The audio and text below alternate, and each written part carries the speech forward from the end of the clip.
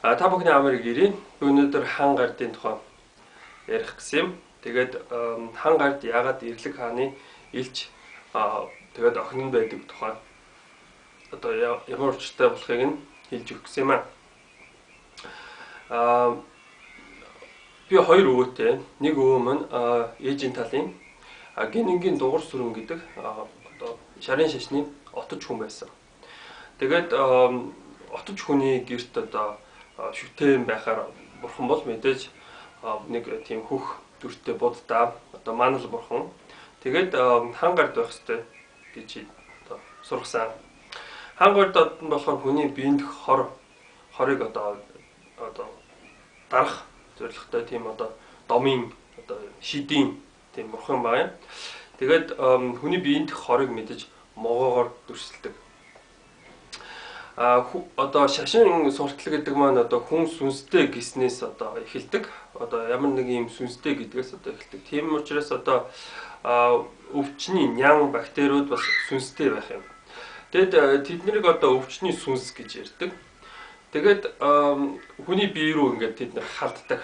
Тэгээд өөрийн чинь сүнс тэр өвчний сүнснүүдэд тулдна гэж үзэнтэй. Одоо тэр бие муудаж. Тэгээд хүний бие тэнхээ одоо чалах одоо хиймэр гэдэг зүйл одоо онгод хиймэр бол өвчин зовлонгоос болоод одоо мууддаг. Тэрийг нь одоо жишээ нь чи өвхүү тэр өвчний сүнс өвхүү гэсэн тийм асуудал үүснэ. Мэдээж өвчний сүнсийг одоо дарах хэрэгтэй. Тийм учраас одоо ямар нэгэн тийм эм сүнсийг дууддаг. Одоо эр сүнсийг дууддаг. Яагаад ч юм бэ эм гэдэг нэртэй сүнсийг дууддаг. Тийм учраас одоо ямар нэгэн тийм идэж уугаад одоо тийм одоо биеийн зүгээр болчдөг юм эм гэдэг. Монгол хэл их сонин шүү дээ.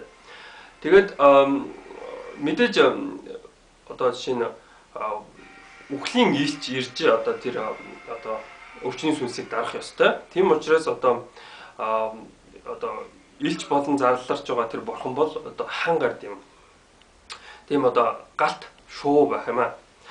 Тэгээд Ирлэг хаан гэдэг маань болохоор тэр одоо үхэл тэгээд тэр тамийн эзэн учраас одоо тийм ивэртэй тийм ир тийм бурхан байдаг. Түүний охин нь болохоор хан гард гэсэн нэг тийм одоо далавчтай эм бурхан байх юм аа. Тэгээд эртэр үед одоо бөөнөр одоо жишээ нэг тийм өвчтөе хүний хажууд бөөлөд одоо жишээ нь энэ өвчтний сүнс далавчтай юм байна. Тэгээд агаараар дамждсан байна ч гэх юм уу те. Энэ өвчний сүнс одоо нэг мэлхий хэлбэртэй юм байна. Одоо тэр шингэн мэнгэнээр нь дамжиж ийн гэж юм тэгж хэлдэг. Тэгээд одоо нэг ийм тан ч юм уу янз бүрийн тиймэрхүү болдог. Тэгээд мэдээж тэр одоо жишээ нь хан гард гэдэг одоо тиймэрхүү домын одоо сүнс хурж ирж одоо тэгж одоо эмний жангааж биенийх тэр хорыг нь зайлуулж онгод хиймэрийг нь тэгж одоо тэр морийг нь сулж өгөх тийм үүрэгтэй байдаг. Тэгээд энэ болохоор отчийн бурхан. Тэгээ отч гэдэг үг маань одоо туркээс гаралтай от гэдэг бол гал гэсэн үг. Тэгээд одоо отч гэдэг бол одоо буддын шашинтай ямар ч холбоогүй.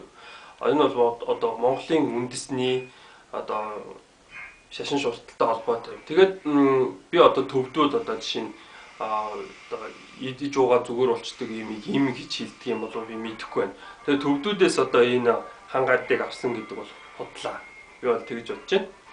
Тэгээд мэдээж хан гарднаас хоол хүнстэй холбоотой. Яагаад гэвэл хүн одоо жишээ нь сайхан битүүшүүлж гэдэг юм уу, тарагч гэдэг юм уу, тиймэрхүү юм ууж идэж бас нэг тийм бие идгээд. Тийм учраас хоол бас юм байна. Тэгээд хан гард маань бас хоол хүнстэй холбоотой байдаг юм аа. Анхаарал тавьсанд баярлалаа.